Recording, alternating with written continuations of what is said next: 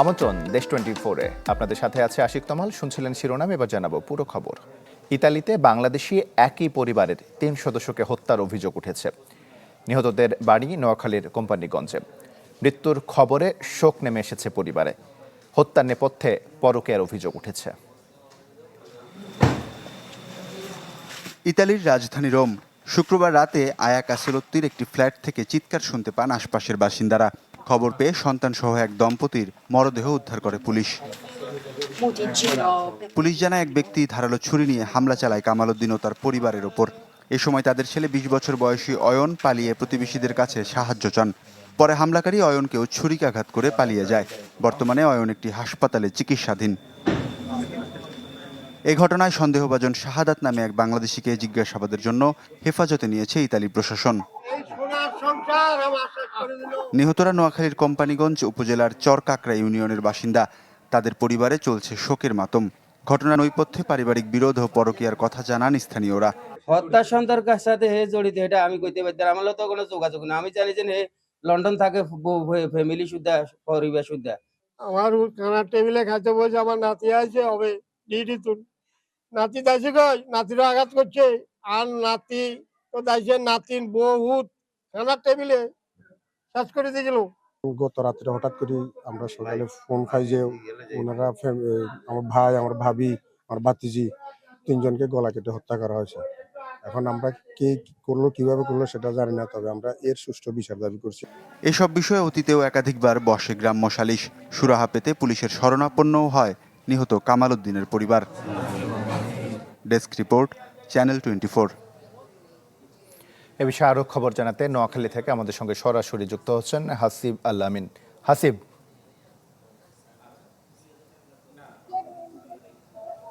জি তমাল, নোয়াখালীতে আসলে আপনি যেমনটি বলেছিলেন প্রতিবেদনে, শোকের মাতম চলছে। এখানে যারা নোয়াখালীর এই কোম্পানিগঞ্জ উপজেলার যে চরকাকড়া ইউনিয়নের কামালের যে বাড়িটা, সে বাড়িতে মূলত এখন মানুষজন এসে তাদেরকে সান্ত্বনা দেওয়ার চেষ্টা করছে। এখানে যারা আসছেন তারা সবাই কান্নায় ভেঙে পড়ছেন। আমরা দেখেছি কামালের বাড়িতে যারা আসছেন তারা তার বাবা মাকে জড়িয়ে ধরে এবং তারা বাকরুদ্ধ অবস্থা। তো মূলত 1 বছর আগে এখানে একটা উড়ু চিঠি দেওয়া হয়েছিল। সেই উড়ু চিঠিতে বলা হয়েছিল যে যদি লাল বাহিনীর কাছে যখন তারা আসবে, আসার স্বর্ণালঙ্কার যদি না দেওয়া হয় তাহলে কামালকে হত্যা করা হবে, তারপরে কামালের স্ত্রীকে ধর্ষণ করা হবে। পরবর্তীতে কামালের বাবা সিরাজ তিনি এটা নিয়ে কোম্পানিগঞ্জ থানায় একটি সাধারণ ডায়েরি করেছিলেন।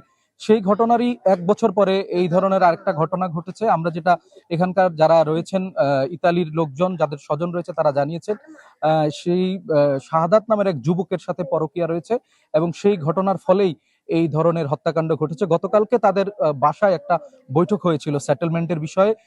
সেই বৈঠকরত অবস্থায় কথা কাটাকাটি এবং এক পর্যায়ে তাদেরকে ছুরিকাঘাত করে হত্যা করা হয়। তাদের কামালের একমাত্র ছেলে যে অয়ন, সে দৌড়ে পালিয়ে যায়।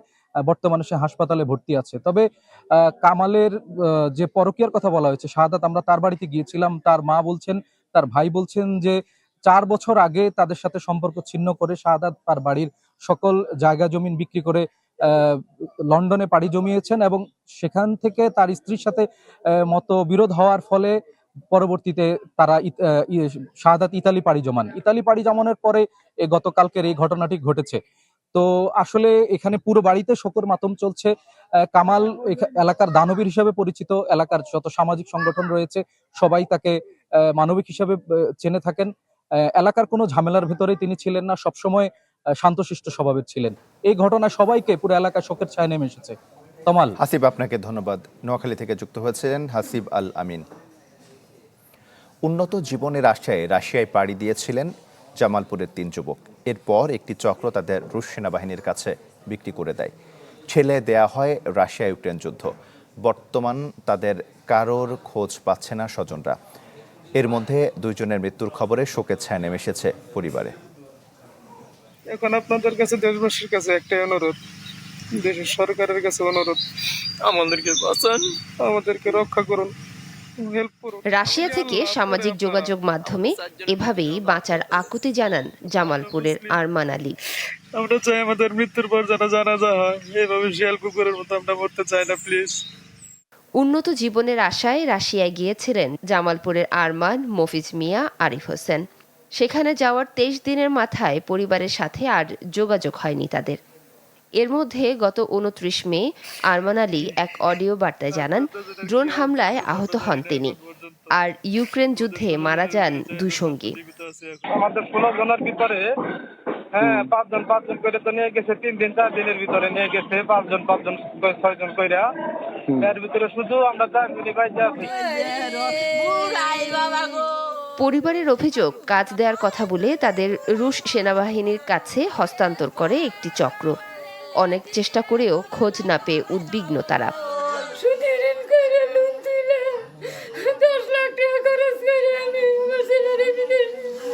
যে দালাল চক্র তাকে পাঠায়, যে ভিসার কথা বলা হয়েছে সেই ভিসা না দিয়ে তাকে রাশিয়া সেনাবাহিনীর কাছে হস্তান্তর করে এবং 30 লাখ টাকা বিনিময়ে তাকে বিক্রি করে। 29 তারিখ 11টার সময় ফোন দিয়ে বলছে যে ভাই আমি মনে হয় শেষ হয়ে গেলাম, আমারে যুদ্ধে নিয়ে যাবো আজকে। যুদ্ধে নিয়ে গেছে, নিয়ে যাওয়ার পরে আমার ভাইয়ের আর কোনো খোঁজ খবর পাই নাই। আমার সরকারের কাছে একটাই আবেদন, আমার স্বামীকে ফিরে দেওয়া হোক, আমার শিশু বাচ্চা যাতে তার বাবাকে দেখতে পারে, এতিম না হয়। ভুক্তভোগী পরিবারকে সব ধরনের সহযোগিতার আশ্বাস দিয়েছে জেলা কর্মসংস্থান কার্যালয়ের কর্মকর্তা।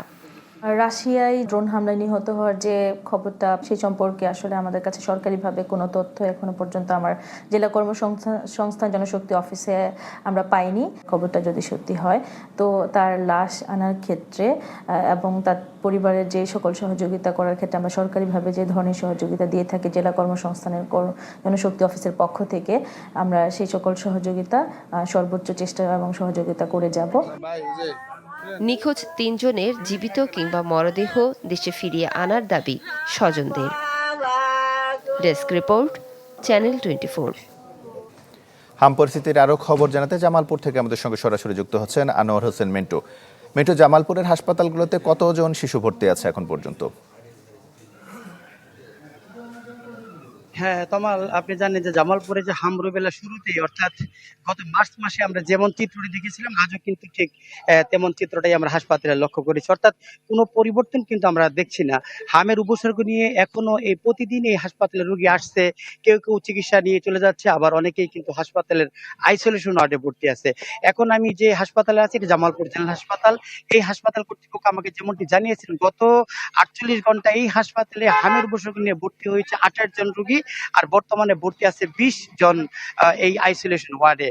তমাল, হাসপাতালের রোগী ভর্তি নিয়ে গেল 2 মাসের পরিসংখ্যান যদি বলি, যে জামালপুর জেনারেল হাসপাতাল থেকে চিকিৎসা নিয়েছে 630 জন, আর জেলার যে 7টি উপজেলা আছে তার স্বাস্থ্য কমপ্লেক্সে নিয়েছে চিকিৎসা নিয়েছে 28 জন। এ পর্যন্ত এই জেলায় কোনো হাসপাতালের রেজিস্টারে মৃত্যুর রেকর্ড না থাকলেও শৈশবাড়ির উপজেলার এক শিশু জামালপুর হয়ে ময়মনসিংহ মেডিকেল কলেজ হাসপাতালে যাওয়ার পরে কিন্তু মারা গেছে। সিভিল সার্জন ডাক্তার আজিজুল হক যেমনটি বলেছেন যে গত 2 মাসে 100 জনের নমুনা পরীক্ষার জন্য তারা ঢাকায় পাঠিয়েছিলেন, তার মধ্যে 20 জনের পজিটিভ তারা কিন্তু হাতে পেয়েছেন। তিনি বলেন যে হামরুবেলের যে টিকাদান কর্মসূচি তারা সফল হয়েছেন এবং নির্ধারিত সময়ের মধ্যে টিকাদান কর্মসূচি 2,65,000 শিশুকে তারা টিকাদান কর্মসূচি টিকাদান দিয়েছেন, যে জন্য হামের যে উপসর্গ তা আস্তে আস্তে কমে আসতে শুরু করেছে। তবে রোগীর স্বজনরা অভিযোগ করেছেন এই হাসপাতালের যে 4র্থ তলায় যে আইসোলেশন ওয়ার্ড রয়েছে সেটি লিফটটি প্রায় সময় বন্ধ থাকে, যেই জন্য শিশু এবং মায়েরা কিন্তু এই রোগী নিয়ে এই 4 তলা ওঠানামা করতে তাদের দারুণভাবে কষ্ট হচ্ছে, ভোগান্তি করতে হচ্ছে, এবং এই জন্য কিন্তু তারা এই হাসপাতাল কর্তৃপক্ষের দৃষ্টি আকর্ষণ করেছেন। কমল। মিন্টু, আপনাকে ধন্যবাদ। জামালপুর থেকে যুক্ত হয়েছিলেন আনোয়ার হোসেন মিন্টু। গাইবান্ধায় তিস্তার পানি কমলেও বাড়ছে 3 নদীর পানি, সাথে 25টি পয়েন্টে তীব্র হচ্ছে ভাঙন। যমুনা, ঘাঘট ও ব্রহ্মপুত্রের পানি বেড়েছে, এতে নিম্নাঞ্চলগুলোতে ঢলের পানি ঢুকছে। পানি উন্নয়ন বোর্ড জানিয়েছে, পানি বৃদ্ধিতে সুন্দরগঞ্জ, সদর, ফুলছড়ি ও সাঘাটা উপজেলায় চরাঞ্চল সহ বেশ কিছু এলাকা ডুবে গেছে, তলিয়েছে কয়েকশো হেক্টর জমির ফসল। এর সাথে কয়েকটি স্থানে তীব্র হচ্ছে নদী ভাঙন। কুড়িগ্রামের ধরলা, তিস্তা, ব্রহ্মপুত্র ও দুধকুমারের পানি কমেছে, কিন্তু ভাঙন ঝুঁকি বেড়েছে কয়েক স্থানে। হুমকিতে বেশ কিছু শিক্ষা প্রতিষ্ঠান ও স্থাপনা।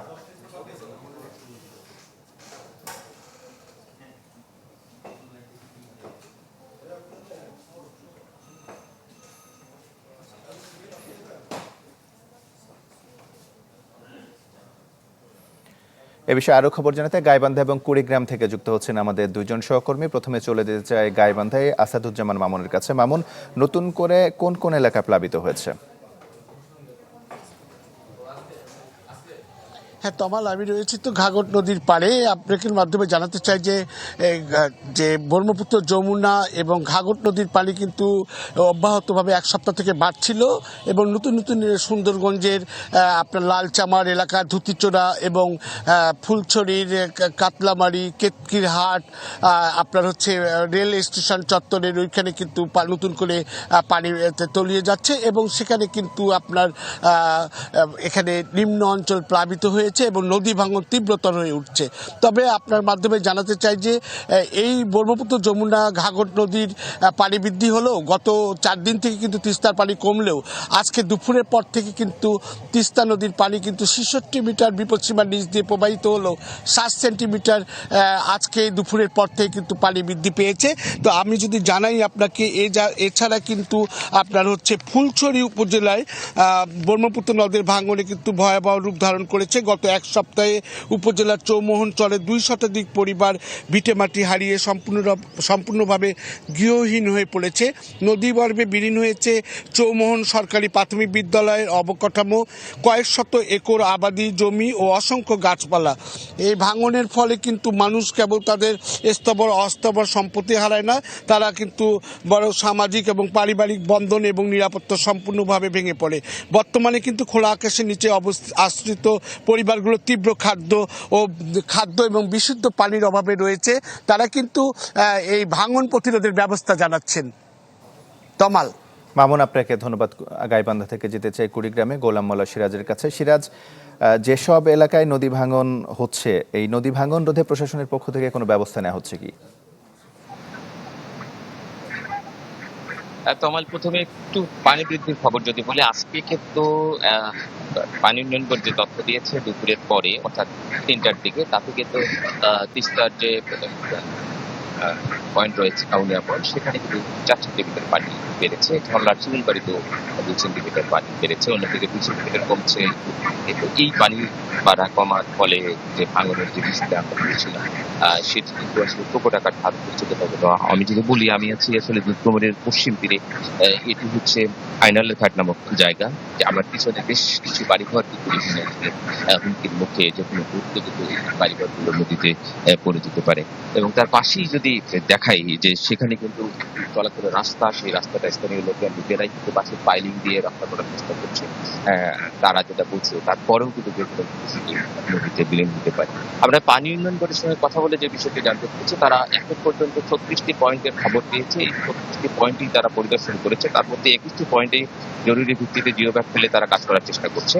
আর বাকি যে পয়েন্টগুলো রয়েছে, সেই পয়েন্টগুলোর জন্য জরুরি কাজের জন্য তারা বরাদ্দ চেয়েছে, কিন্তু এখন পর্যন্ত বরাদ্দ পায়নি। বরাদ্দ পেলে হয়তো তারা কাজ করবে, এমনটাই কিন্তু স্থানীয় পানি উন্নয়ন বোর্ড আমাদেরকে বলেছে।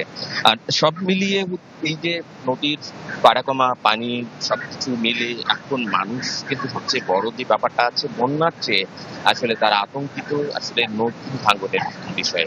কারণ আমরা আজকে খবর পেয়েছি তিস্তায় কিন্তু গতকাল থেকে তীব্র ভাঙন দেখা দিচ্ছে বেশ কিছু জায়গায়, ব্রহ্মপুত্রের কিছু জায়গায় ভাঙন রয়েছে। তবে পানি উন্নয়ন বলছে তারা চেষ্টা করছে সব জায়গায় পরিদর্শন শেষে কাজ করতে পারে। তবে আকাশে প্রচুর মেঘ, আবারও বৃষ্টি হতে পারে, আবারও কিন্তু এই ভাঙন বাড়া কমা হবে। তোমার সিরাজ, আপনাকে ধন্যবাদ। গাইবান্ধা এবং কুড়িগ্রাম থেকে যুক্ত হয়েছিলেন দুজন সহকর্মী। বাণিজ্যমন্ত্রী খন্দকার আব্দুল মুক্তাদির বলেছেন, প্রধানমন্ত্রীর চীন সফরের পর আগামীতে বিপুল চাইনিজ বিনিয়োগ আসবে দেশে।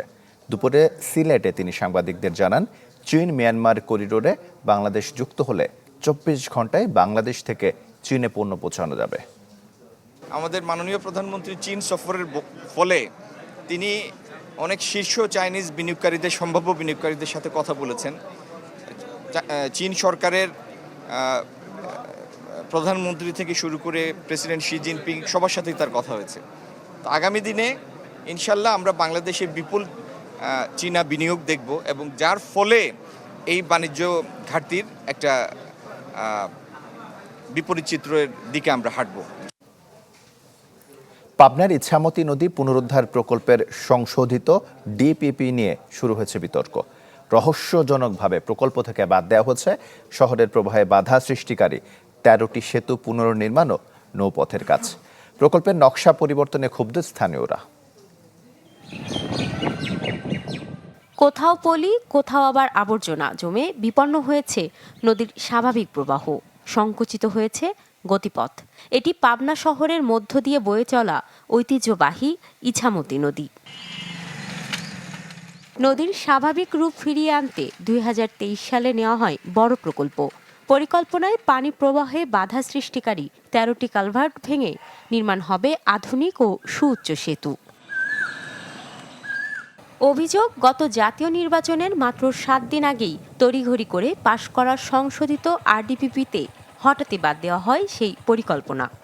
ছোট ছোট অনেকগুলো ব্রিজ পরবর্তীতে হয়তোবা মানুষের কমিউনিকেশনের সুবিধার্থে হয়তোবা করেছিল, কিন্তু নদীর নাব্যতা যদি ফিরিয়ে আনা হয়, নদীকে যদি আগের মতো আগের জায়গায় নিয়ে যাওয়া হয়, তাহলে কিন্তু সেই ব্রিজ কখনোই থাকার কথা নয়। 23টি ব্রিজের মধ্যে 13টা ব্রিজ এখান থেকে কেটে নেওয়া হয়েছে, যা এই নির্বাচনের মাত্র 7 দিন আগে। এটা কোনো ক্রমেই গ্রহণযোগ্য না। শুধু পুরাতন ব্রিজই নয়, এই প্রকল্পের আওতায় নতুন নৌপথের পরিকল্পনাও বাদ দেওয়া হয় নকশা থেকে। এতে ক্ষুব্ধ শহরবাসী। পানি নিষ্কাশনের কোনো ব্যবস্থা নাই, আমাদের বৃষ্টি হলে পানির খুব কষ্ট। নতুন যদি ব্রিজ না হয়, নিচ দিয়ে নৌকা চলাচল করতে পারবে না, পানির প্রবাহটা বন্ধ হয়ে যাচ্ছে। ব্রিজগুলো নোংরা অবস্থায় বারবার ওই পানি দূষণ অবস্থায় বন্ধ হয়ে যায়। সরকারের কাছে অনুরোধ জানাই, আমাদের জনগণের ভোগান্তি কমানোর জন্য যে প্রকল্প আগে বাস্তবায়ন করা হয়েছিল, ওইটাই যেন আমাদেরকে আবার ফিরিয়ে দেয়। যদিও সব সংকট কাটিয়ে নতুন করে পরিকল্পনার আশ্বাস দিচ্ছে পানি উন্নয়ন বোর্ড। শহর অংশেও আমাদের যে 5 কিলো আছে, সেটারও 3.5 কিলোমিটারের মতো আংশিক খনন করেছি। বাকিটা আমরা টেকনিক্যাল পয়েন্ট অফ ভিউতে কাজের সিকোয়েন্স অনুযায়ী খনন করতে হবে। বিধায় এখানে আমরা এটা করার পরে আস্তে আস্তে আগাবো আর কি।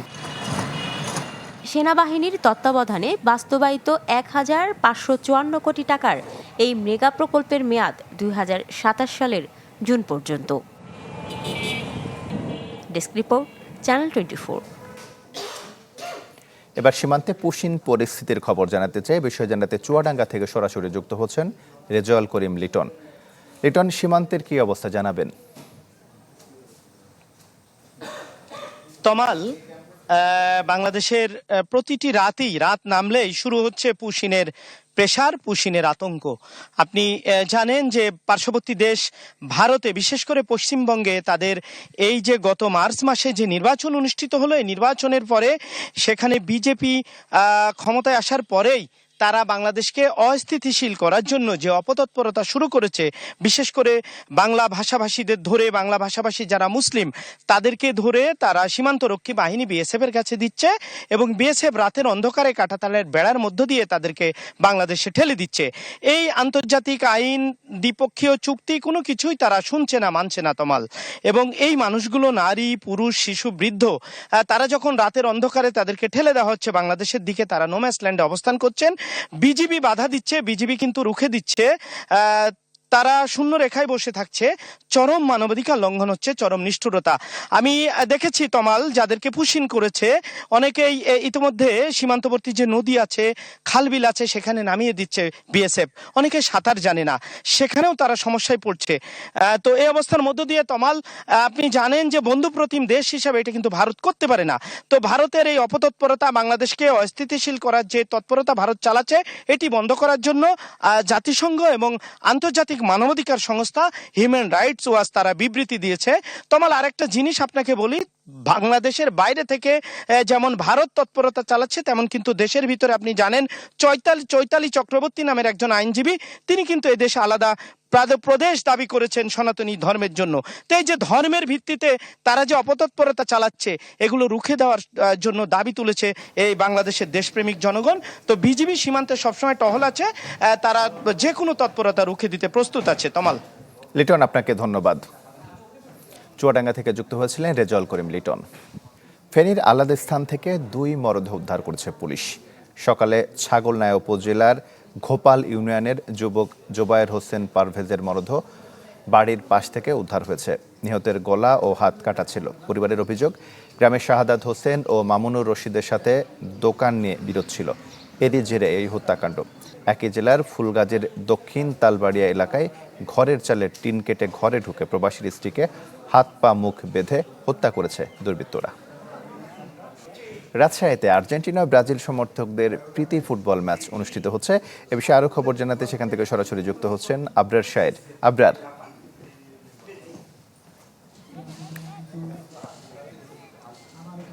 তমাল, আমরা যেখানে দাঁড়িয়ে আছি এটি রুয়েট, মূলত প্রকৌশল বিশ্ববিদ্যালয়, যেটি এখানকার সিভিল ইঞ্জিনিয়ারিং ডিপার্টমেন্টের শিক্ষার্থী যারা, তারা মূলত খেলছেন ব্রাজিল এবং আর্জেন্টিনা ফ্যান যারা তারা। তবে তাদের পোশাক দেখে আসলে বোঝা খুব মুশকিল যে এখানে আর্জেন্টিনা ব্রাজিলের খেলা হচ্ছে আদতে কিনা, কারণ এখানে 30 মিনিট করে 1 ঘন্টার খেলা। আমরা দেখতে পাচ্ছি যে দারুণ আনন্দিত খেলোয়াড়রা, এবং এখানে যে ছোট গোলবার মাঠ, সেখানে তারা আসলে আসল যে ফুটবল ম্যাচ চলছে বিশ্বকাপের, সেই ফুটবল ম্যাচের মতো করেই খেলছে। উৎসাহ উদ্দীপনা সবই থাকছে। আনোয়ার ইস্পাত আয়োজন করেছে এটি, এবং সিভিল ইঞ্জিনিয়ারিং ফুটবল ফেস্ট হিসেবে বাংলাদেশে প্রথম রুয়েটে এই আয়োজনটি চলছে। এরপরে মূলত কুয়েট, তারপরে বুয়েট, এভাবে দেশের অন্যান্য যেই প্রকৌশল বিশ্ববিদ্যালয়গুলো রয়েছে সবখানেই আসলে এই যে ফুটবল ফেস্ট সেটি আয়োজন করবে এই প্রতিষ্ঠানটি।